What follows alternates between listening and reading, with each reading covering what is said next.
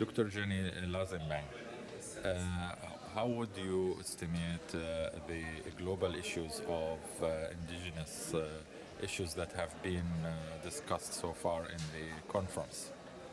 Well, thank you. To me, the issue about education is one of the most important issue. We view it as a human right issue and important in terms of achieving other types of rights, other forms of rights for indigenous peoples. And here we have discussed quite a lot regarding not just education in the formal way, but also the ways of learning of indigenous peoples.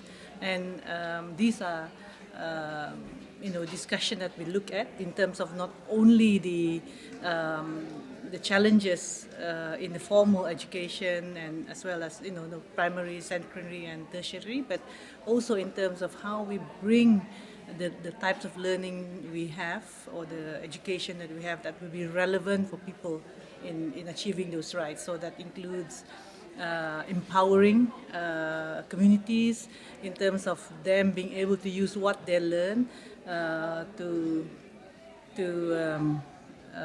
address issues that they face at home. Since you have worked for the UN for certain programs regarding indigenous issues, how would you see the current situation regarding the UN regulations and all these issues, if you don't mind? Well, I have been with the UN expert mechanism for the last 6 years, and this was one of the study, of course. This is one of the studies that we have done, and as I said, the situation of indigenous peoples in many of these countries, they are marginalized, they're in poverty, and in the first place, they were the richest in terms of knowledge, but it is no longer appreciated. And so if you look at the Declaration on the Rights of Indigenous Peoples, for example, many countries have said, yes, we support it, but when it comes to actually implementation, it's very difficult for them. They cannot realize it. That's why I think these kind of meetings are very important to elaborate on what are the sort of education, the learning that we must promote.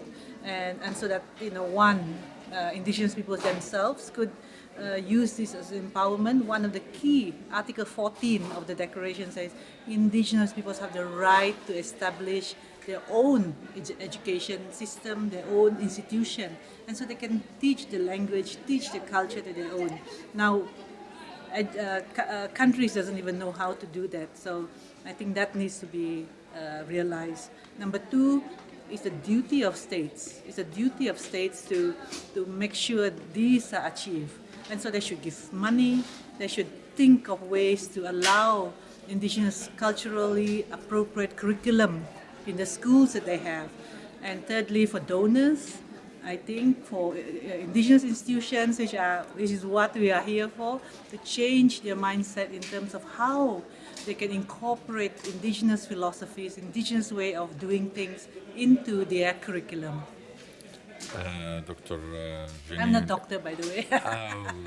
Sorry. I'm just Jenny. Jannie Lasimbang. Yes. Thank you very much for the interview.